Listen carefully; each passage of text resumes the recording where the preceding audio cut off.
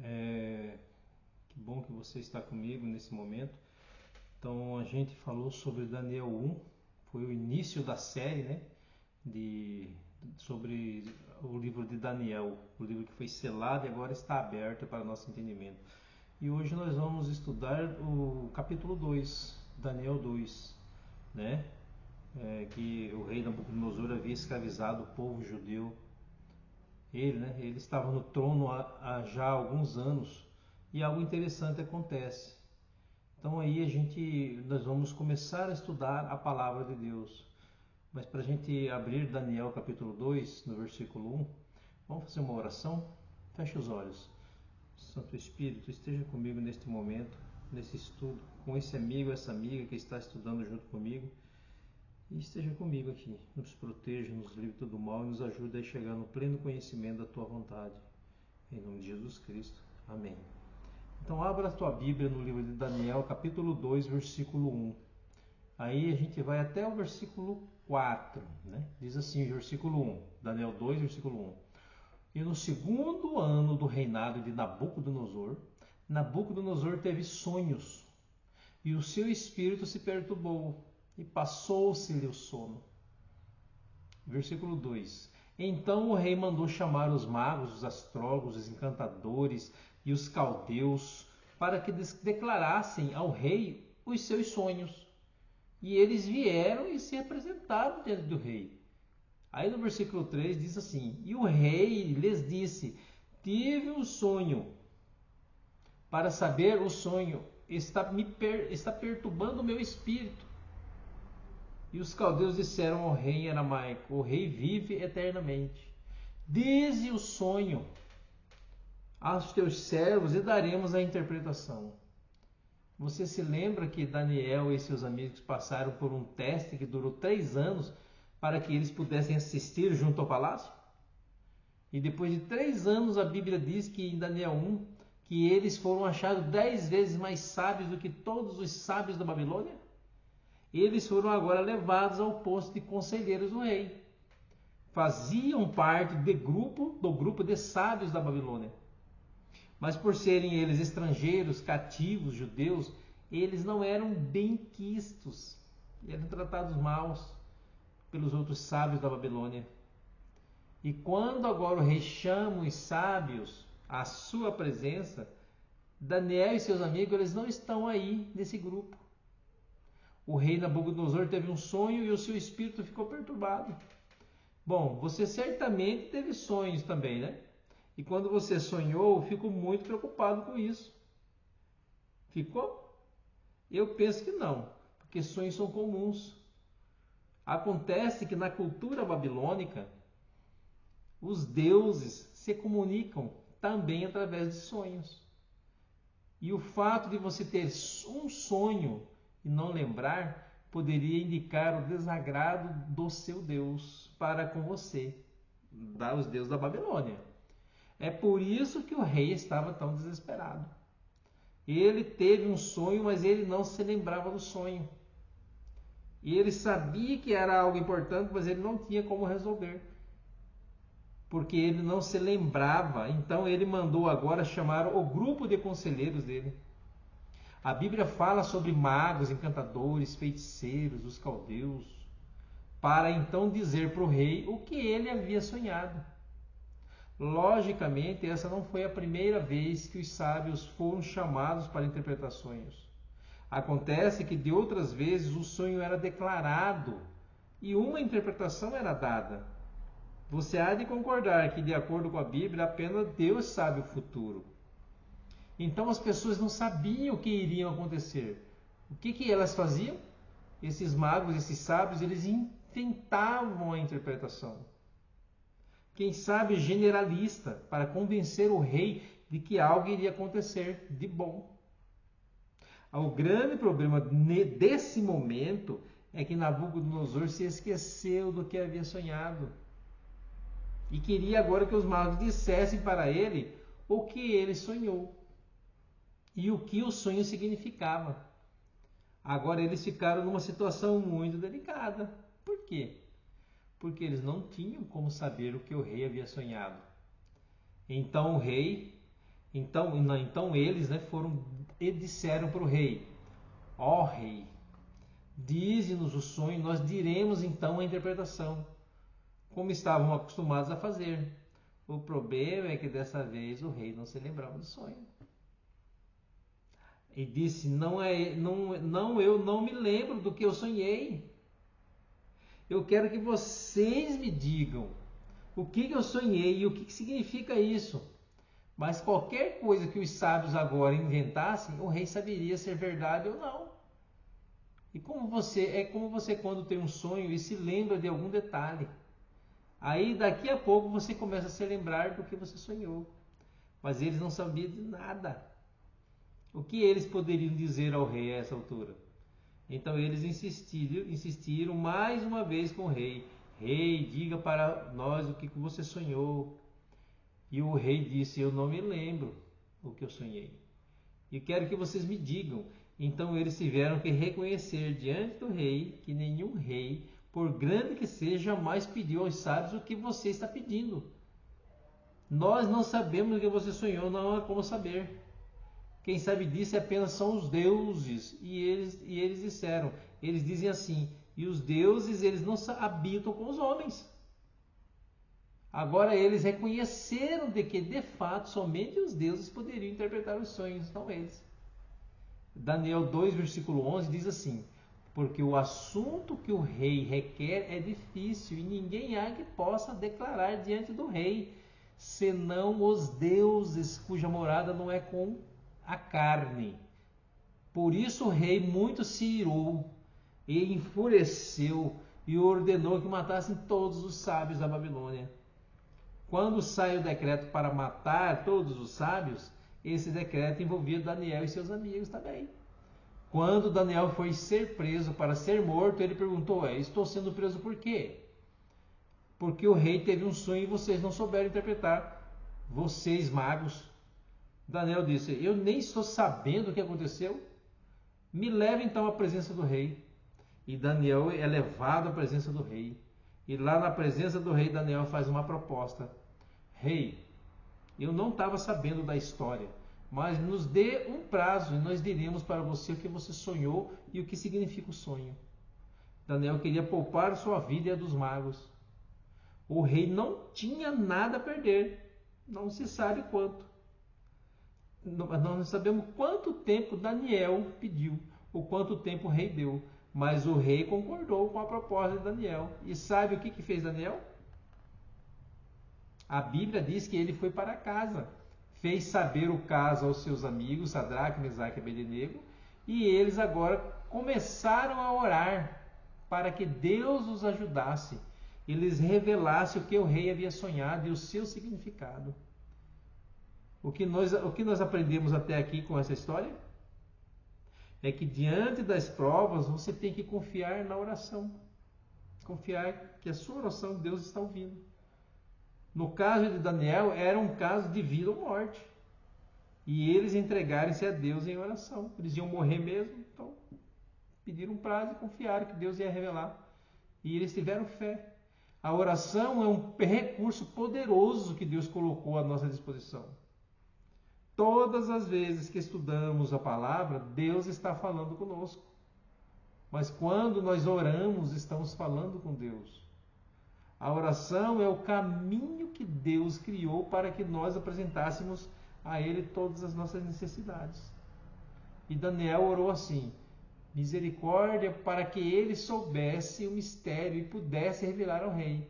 Olha só o que diz Daniel 2,19. Diz que Deus ouviu a oração de Daniel e o mistério foi revelado. Olha só. E sabe o que diz Daniel 2,20? Olha só o que diz o versículo 20. Seja bendito o nome de Deus de eternidade a eternidade, porque dele é a sabedoria e o poder. É ele quem muda o tempo e as estações, remove reis, estabelece reis, dá sabedoria ao entendimento e entendimento aos inteligentes. Ele revela o profundo e o escondido. Conhece o que está em trevas e com ele mora a luz. A ti, ó Deus de meus pais, eu te rendo graças e te dou louvor, porque me deste sabedoria e poder e agora me fizeste saber o que te pedimos porque nos fizeste saber esse caso do rei. Falou Daniel dizendo, seja bendito o nome de Deus de eternidade a eternidade, porque dele são a sabedoria e a força. Versículo 21, e ele mudou os tempos e as estações, ele remove os reis e estabelece os reis, ele dá sabedoria aos sábios e conhecimento aos entendidos. Versículo 22, ele revela o profundo e o escondido, conhece o que está em trevas e com ele mora a luz. O Deus de meus pais, eu te dou graças e te louvo, porque me deste sabedoria e força, e agora me fizeste saber o que te pedimos, porque nos fizeste saber o assunto do rei. Repeti mais uma vez, louvado seja Deus de meus pais por sua fidelidade. Agora Daniel vai à presença do rei. Imagine você a alegria do coração de Daniel em poder ir na presença do rei e revelar aquilo que Deus havia lhe mostrado. Mas o que nos encanta dessa história é que Daniel não chega lá exaltando-se. Daniel chega lá e atribui toda a glória ao Deus dele, ao Deus de Israel. O rei estava ali atento às palavras de Daniel. E Daniel, ao introduzir sua fala, diz, olha o rei. Olha o que o rei exige, né? Não há sábio, não há mago, não há encantador. Ninguém pode revelar o mistério que o rei exige. Mas há um Deus no céu que revela mistérios. E esse Deus que revela mistérios fez saber o rei Nabucodonosor o que há de ser nos últimos dias. Esse texto ele é a chave do nosso estudo. Por quê? Porque claramente aqui está o motivo do sonho. Daniel 2:28. E o que diz, é onde aparecem as palavras que eu disse, há um Deus no céu, o qual revela mistérios, pois fez saber o rei Nabucodonosor o quê? O que há de ser nos últimos dias. Então o rei Nabucodonosor de Daniel 2 é um sonho que se refere aos últimos dias da história humana. E agora Daniel passa a revelar o sonho ao rei Nabucodonosor. Daniel 2:29 diz assim, estando tu, ó rei, na tua cama, subiram os teus pensamentos acerca do que há de ser depois disto. Aquele, pois, que revela os mistérios te fez saber o que há de ser. Versículo 30. E a mim me foi revelado esse mistério, não porque haja em mim mais sabedoria que em todos os viventes, mas para que a interpretação se fizesse saber ao rei, e para que entendesses os pensamentos do teu coração. E agora Daniel diz para o rei o que ele sonhou. Daniel 2, versículo 31. Diz assim, tu, ó rei, estavas vendo, e eis uma grande estátua. Esta estátua que era imensa, cujo esplendor era excelente, e estava em pé diante de ti, e a sua aparência era terrível. Quando Daniel disse essas palavras, no mesmo instante Nabucodonosor se lembrou. Daniel, é isso mesmo, Daniel. Agora eu estou me lembrando. Eu vi sim uma grande e terrível estátua diante de mim. Ela me assustou. A sua aparência era assustadora. Agora estou me lembrando, Daniel. E Daniel continuou, isso mesmo, rei. Mas agora eu vou dizer para você os detalhes dessa estátua que você viu no sonho. E Daniel então passa a explicar para o rei os detalhes da estátua que ele havia visto e não estava se lembrando. Acompanhe comigo, Daniel 2, versículo 32, diz assim, a cabeça daquela estátua era ouro fino, era de ouro fino, o seu peito, os seus braços de prata, o seu ventre e as coxas de cobre, as pernas de ferro, e os seus pés em parte de ferro e em parte de barro. Versículo 34. Estavas vendo isto quando uma pedra foi cortada sem auxílio de mão, a qual feriu a estátua nos pés de ferro e de barro, e os esmiuçou. O rei ficou boquiaberto. Isso mesmo, Daniel, foi isso que eu vi. Uma pedra veio e destruiu a estátua. O ferro, o bronze, a prata, o ouro, tudo ela foi destruída. Eu estou me lembrando. Daniel disse, tem mais coisa. Esta mesma pedra que destruiu a estátua, ela se tornou uma grande montanha que encheu toda a terra. Daniel 2,35. Esta pedra destrói a estátua, enche a terra. Este é o sonho, rei, mas a sua interpretação nós também diremos para você. Agora imagine, o rei recebe os detalhes do sonho. Ele já estava boquiaberto diante da sabedoria de Daniel. Daniel atribuiu a sabedoria ao Deus dele. E então o grande monarca Nabucodonosor foi obrigado a reconhecer de que o Deus de Daniel, o Deus que revela mistério, sabia mais do que os seus deuses. Que extraordinário! Um jovem hebreu, servidor de Deus Jeová, testemunhando para a mais alta autoridade do mundo numa corte pagã, Babilônia. Com essa experiência de Daniel 2, começa uma grande amizade entre Daniel e Nabucodonosor. E ao longo de décadas, pelo menos 42 anos, Nabucodonosor estava sentado no trono da Babilônia. E Daniel foi uma influência positiva junto ao rei, para que levasse esse rei ao conhecimento do Deus do céu, do Deus verdadeiro, do Deus que revela mistérios, do Deus de Daniel. Você ficou maravilhado, rei, com o sonho? Os detalhes que eu pude revelar para você? Mas você vai ficar mais maravilhado ainda com a sua interpretação, rei. O que significa cada detalhe? O que significa essa estátua? O que significam os metais da estátua? O que significa essa pedra que destrói a estátua? O que significa o fato da pedra se tornar uma grande montanha e encher toda a terra? Nós vamos dizer para você, rei.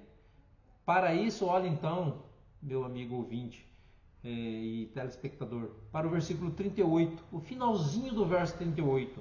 A última frase diz assim: Tu és a cabeça de ouro. Essa estátua, Nabucodonosor, como a cabeça de ouro representa a Babilônia, a cabeça de ouro representa o seu império.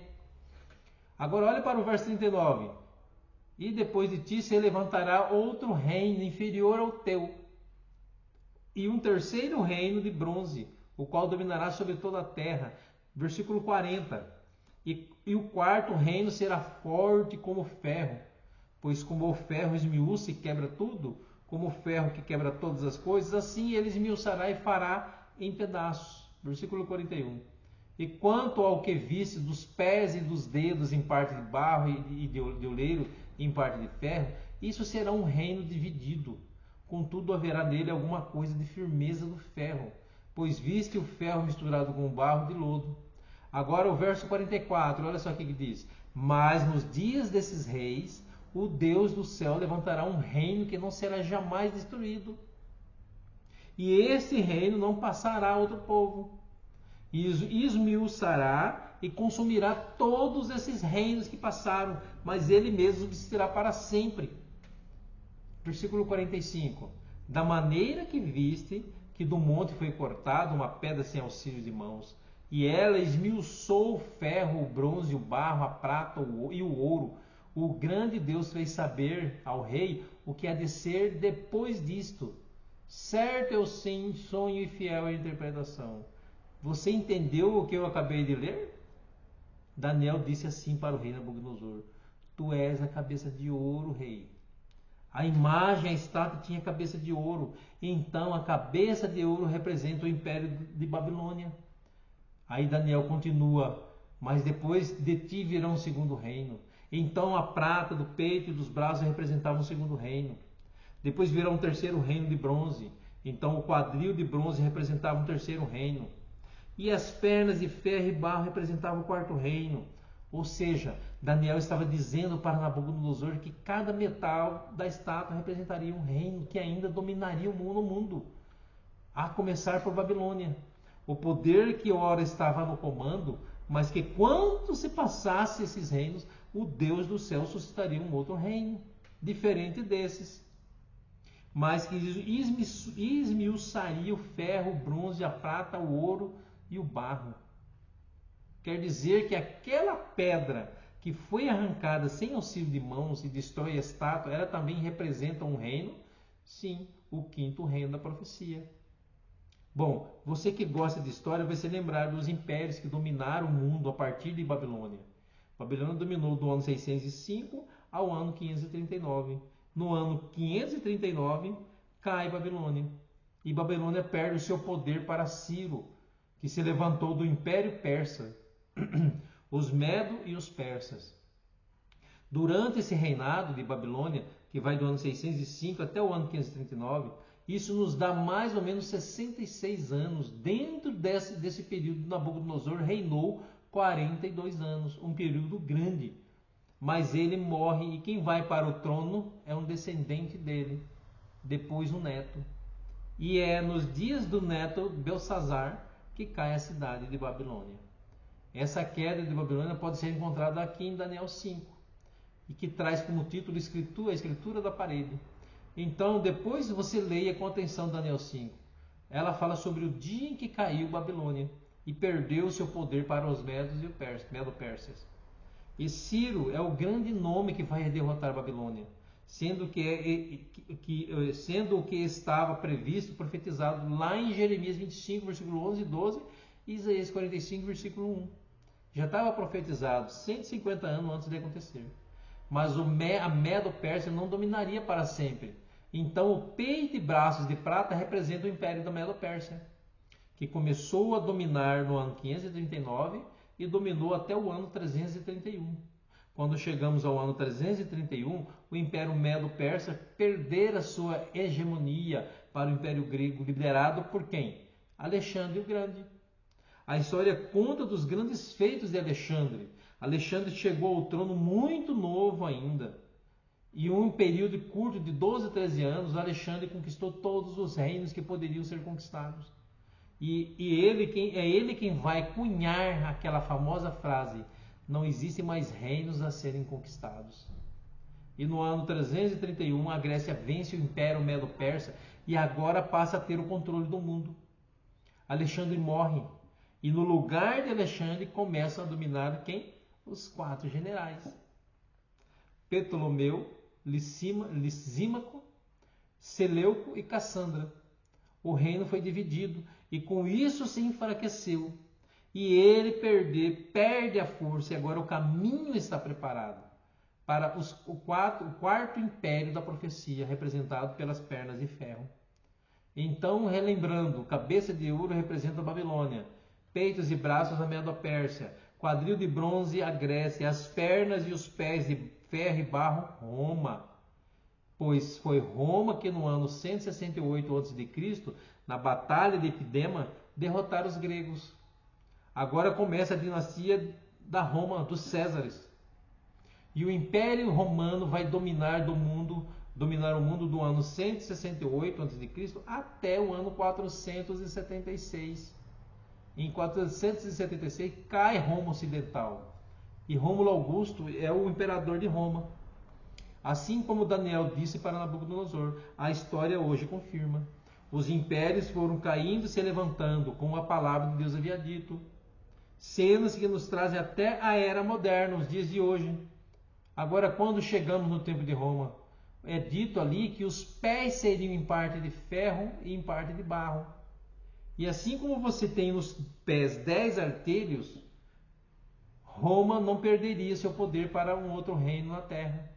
Mas Roma seria minada em suas bases. E isso aconteceu com as invasões das 10 tribos arianas. E outras que não eram arianas, ao território do Império Romano, né? E você vai se lembrar que foram 10 as tribos que provocaram a queda de Roma, assim como eram 10 os dedos dos pés. O historiador Edward Gibbon, né, conta a história do declínio e queda do Império Romano. E em sua obra de 2 volumes, Edward Gibbon diz que nos anos 352 ao 476, as tribos invadiram o território romano de Roma e provocaram a sua queda. Assim cai o Quarto Império. Agora que o reino foi dividido, eles tentariam uma unificação novamente. Mas assim como os pés eram em parte de ferro e em parte de barro, eles tentariam se unir mediante casamento, mas jamais se ligariam. Assim como o barro não se liga ao ferro. Essas tentativas de reunificação, depois do nascimento dos países europeus, se deu através de Napoleão Bonaparte, Luís XIV e Adolf Hitler e tantos outros. Todos eles tentaram unificar os países divididos, mas todos falharam. porque há em Daniel 2,43 diz que eles jamais se uniriam novamente. Eles jamais se uniriam, assim como a profecia disse, de fato aconteceu. Quanto ao que viste do ferro misturado com barro de lodo, misturar-se-ão com semente humana, mas não se ligarão um ao outro, assim como o ferro não se mistura com o barro. Depois que caiu Roma, essas tribos bárbaras organizaram as primeiras nações europeias. E essas nações organizadas tentaram mais uma vez se unir em um só poder, mas jamais conseguiram. Por causa de Daniel 2,43, jamais se ligarão um ao outro. Ao estudar a história da Europa, você percebe que príncipes de uma nação casavam-se com princesas de outras nações. E eles tentavam, mediante casamento, unir a França e a Inglaterra, unir a Espanha e a Itália, mas tentaram de todas as maneiras, mas nunca deu certo essa unidade. Por quê? Porque tem profecia. Daniel 2,43 diz que jamais se ligarão um ao outro.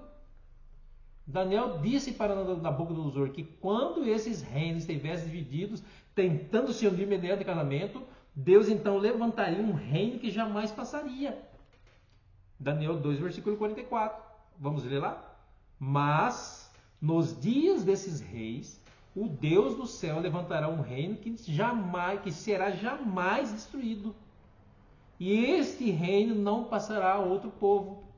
E esmiuçará e consumirá todos esses reinos, mas ele mesmo subsistirá para sempre. Você sabe que quem é o quinto reino da profecia? É o reino do próprio Jesus Cristo. É ele quem virá para acabar com os reinos terrestres e estabelecer o reino eterno. Na primeira vinda de Cristo, ele veio a esse mundo para estabelecer o reino da graça.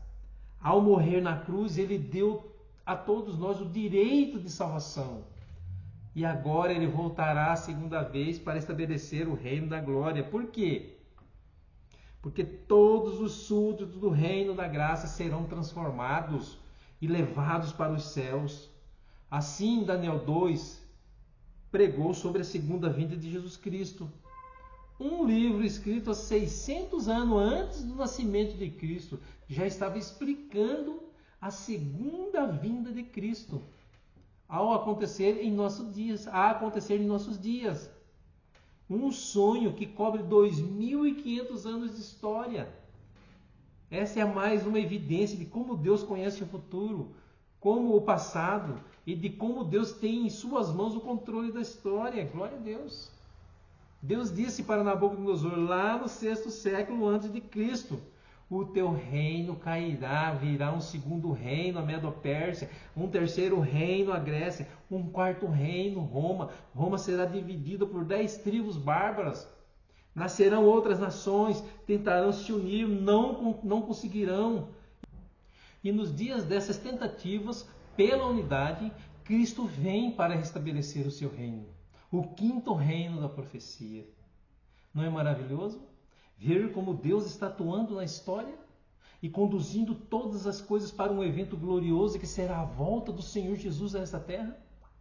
A grande questão que eu e você temos que responder é: estamos nós preparados para sermos cidadãos nesse quinto reino? No reino de Jesus Cristo que será estabelecido quando Ele voltar aqui nessa terra? Você está se preparando para isso? Nabucodonosor teve essa compreensão. E sabe qual foi a reação do rei? Olha o que diz Daniel 2, versículo 46. Então o rei Nabucodonosor caiu sobre a sua face e adorou a Daniel e ordenou que lhe oferecesse uma oblação e perfumes suaves. Versículo 47. Respondeu o rei a Daniel e disse: certamente o vosso Deus é Deus dos deuses e o Senhor dos reis e revelador de mistérios, pois pudeste revelar este mistério. Daniel pregou sobre Deus. Nabucodonosor entendeu quem é Deus. E nós temos aqui uma declaração de que o Deus de Daniel é o Deus dos céus, é o Senhor dos reis e o revelador de mistérios. E você reconhece também esse Deus hoje em sua vida? Você está se preparando para a volta de Jesus? Cristo voltará em glória e majestade. E quando ele voltar, ele vem buscar os que se prepararam. O meu convite hoje é que você se prepare para a volta do Senhor. Mas Robson, como eu me preparo para a volta do Senhor? Praticando o que está na palavra, vivendo o que a palavra ensina. E é assim que a gente se prepara. Eu queria que você pensasse nisso e tomasse hoje a decisão de servir ao Senhor de todo o seu coração e de se preparar para a volta dele. Sim, meu amigo. Sim, minha amiga.